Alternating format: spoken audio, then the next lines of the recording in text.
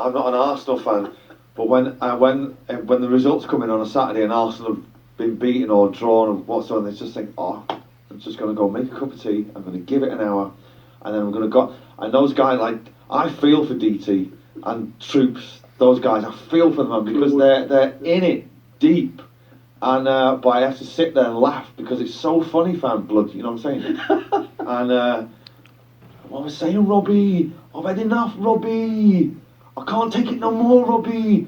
My Tottenham mates are laughing at me, Robbie. I'm just like, oh my god, it's essential viewing.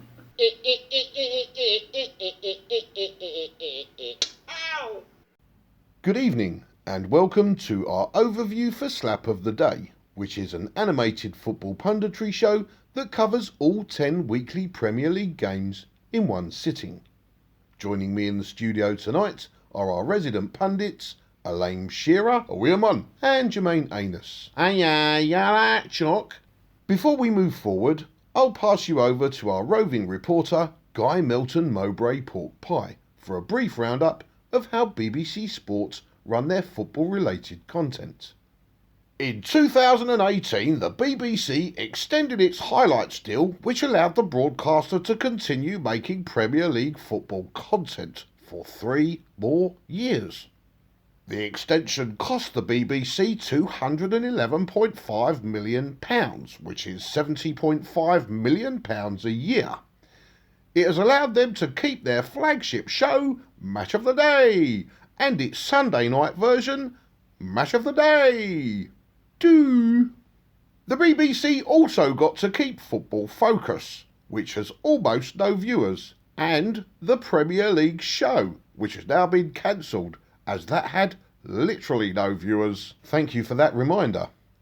So, the BBC spaff 450,000 licence fees a year to watch highlights of 220 men kicking 10 pigskins, while 20 old geezers pull their hair out as 30 pitchside officials make decisions that get overruled by 30 different officials who sit in a shed near Heathrow Airport.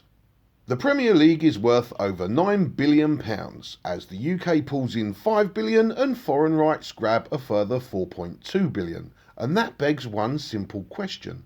Why is nobody making any decent additional content for an industry sector that big and that valuable?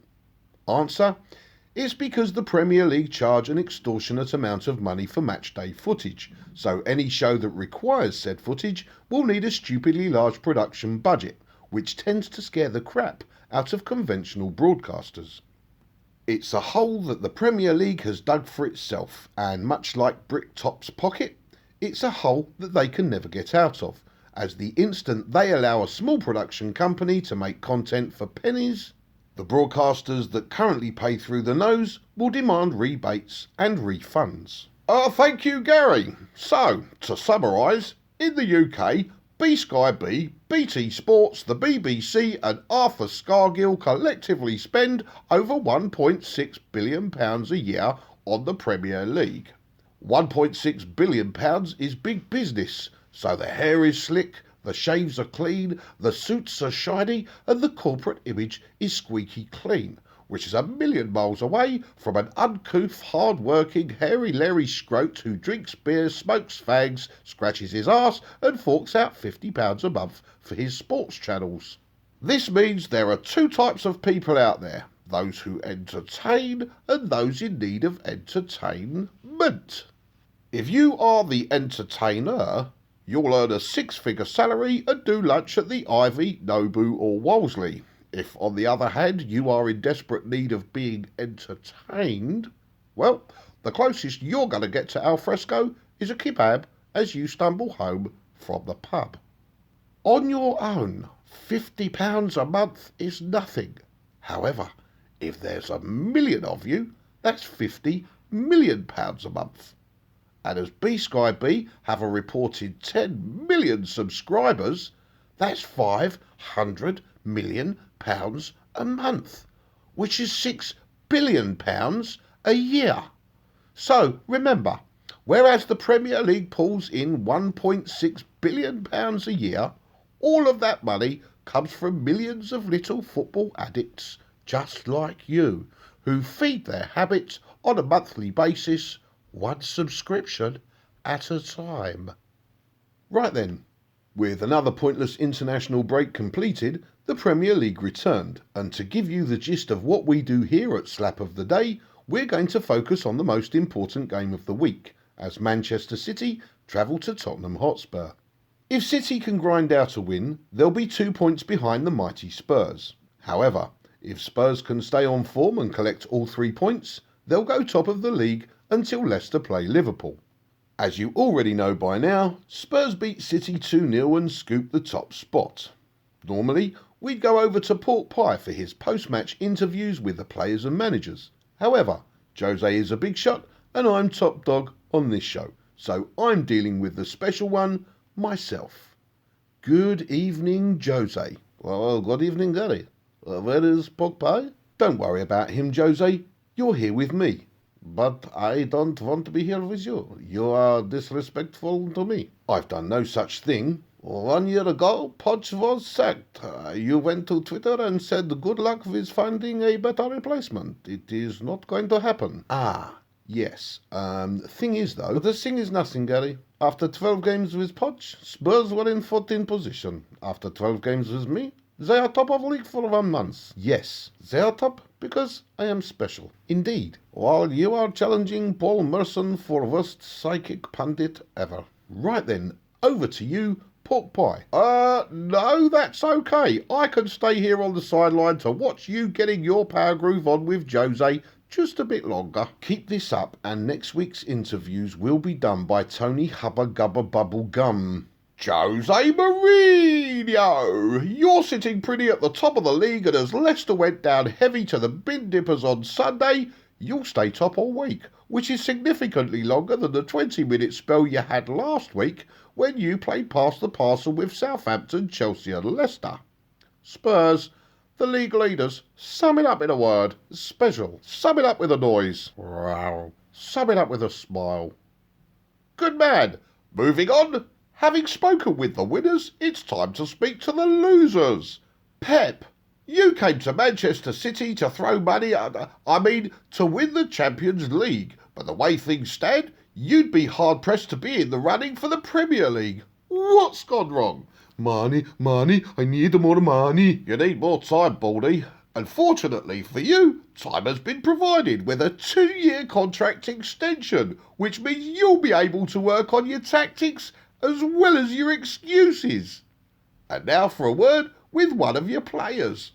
Raheem Sterling! Oh, good Lord. Has anybody got a box for him to stand on? Yep, milk crate is fine. Shove it down there and up your pop.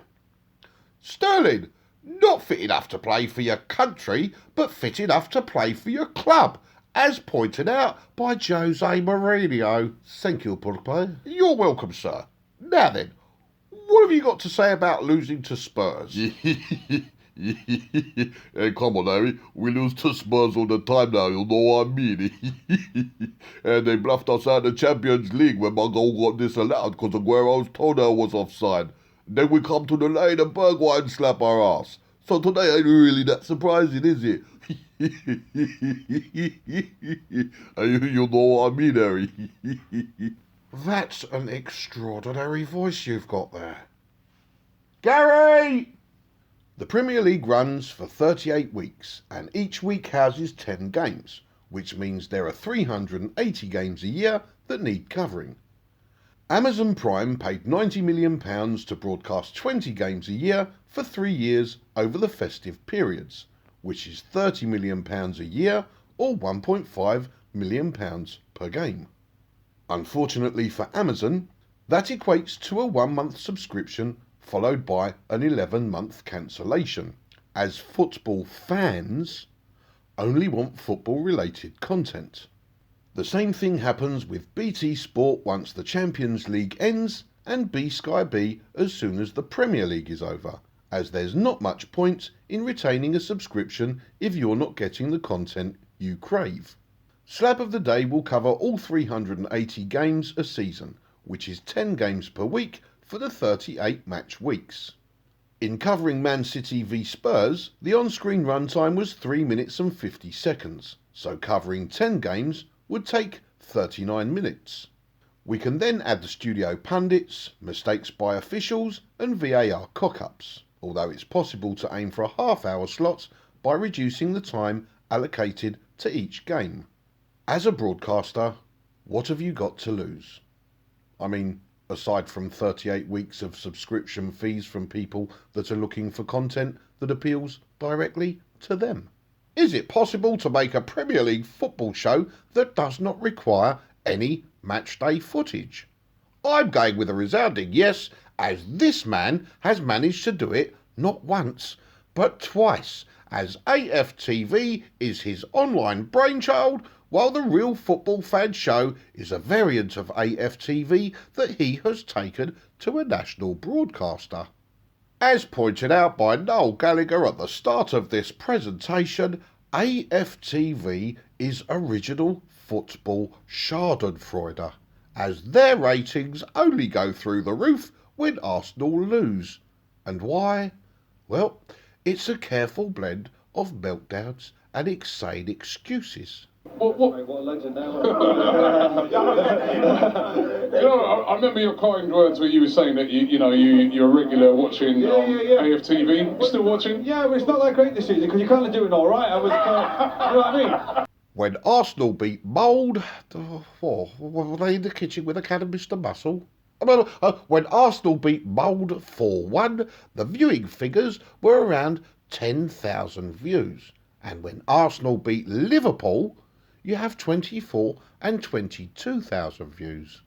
When Arsenal lost to Liverpool, nearly 4 million views. And when Arsenal lost to Brighton, 3 rants got 1 million views.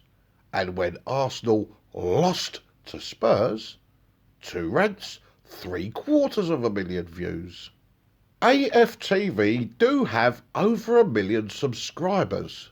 Thing is though, the vast majority of said subscribers support Spurs, Chelsea, Liverpool and pretty much every other Premier League team out there, except of course for Arsenal.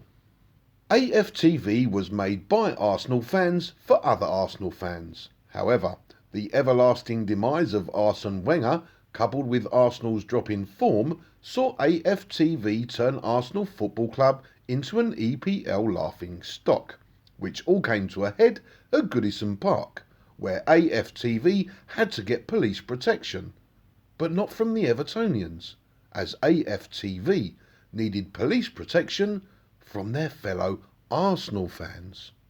The situation blew over until the following week at Arsenal's home ground, when it kicked off and calmed down again, until Arsenal visited Crystal Palace a week later, before going back to the Emirates.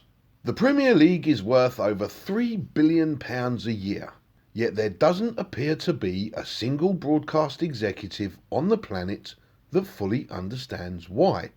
And this is how Robbie Lyle was not only able to identify and exploit a gap in the market, but his actions have directly led to copycat productions at Spurs, West Ham, Liverpool, Manchester United, Newcastle United, Chelsea, Brighton, Everton, Fulham, Leeds United, Leicester City, Manchester City, Crystal Palace, Sheffield United, Southampton, Aston Villa, West Bromwich Albion, Wolverhampton Wanderers and Burnley in the Premier League. Norwich, Brentford, Swansea, Bournemouth, Watford, Reading, Stoke, Barnsley, Middlesbrough, Bristol City, Preston North End, Huddersfield, Luton Town, Blackburn, Cardiff City the first and Cardiff City the second, Millwall, Coventry, Birmingham, Queen's Park Rangers the first and Queen's Park Rangers the second, Derby County, Nottingham Forest, Sheffield Wednesday the first, Sheffield Wednesday the second and Sheffield Wednesday the third, Rotherham and Wycombe Wanderers in the Championship League. Lincoln City, Portsmouth, Hull City, Doncaster Rovers, Peterborough United, Charlton Athletic, Ipswich Town, Accrington Stanley, Crewe Alexander, Fleetwood Town, Sunderland, Blackpool, Gillingham, MK Dons, Oxford United, Shrewsbury Town, Plymouth Argyle, AFC Wimbledon, Northampton Town, Rochdale, Bristol Rovers, Wigan Athletic, Swindon Town and Burton Albion in League Division 1.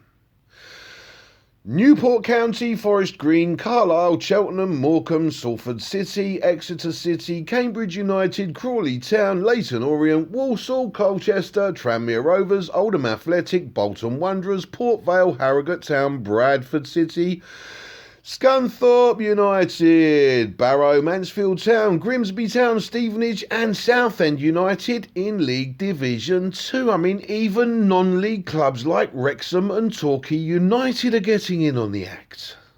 Congratulations, Robbie Lyle. Full credit where credit is due. And I will now retract my gap in the market statement as Robbie uncovered an entire market void, as 20 Premier League clubs, 72 lower league clubs and 19 non-league clubs cannot all be wrong. Take the formula of one team getting ripped on and multiply it by 20. Slap of the day, full league schadenfreude. All I know is that there are millions of football fans in the UK. They are all being underrepresented for content, and despite the fact that one man has conclusively proved that you do not need match day footage to make Premier League content, for some reason broadcasters still don't get it. Come on, man. Don't you get it? Please, just get it, man. I'm not an Arsenal fan, but when the results come in on a Saturday and Arsenal have been beaten or drawn or whatsoever, they just think, oh, I'm just going to go make a cup of tea, I'm going to give it an hour, and then I'm going to go. And those guys, like, I feel for DT and Troops, those guys, I feel for them because they're in it deep. And but I have to sit there and laugh because it's so funny, fan blood, you know what I'm saying? And what was I saying, Robbie? I've had enough, Robbie. I can't take it no more, Robbie. My Tottenham mates are laughing at me, Robbie. It's just like, oh my God. It's essential viewing.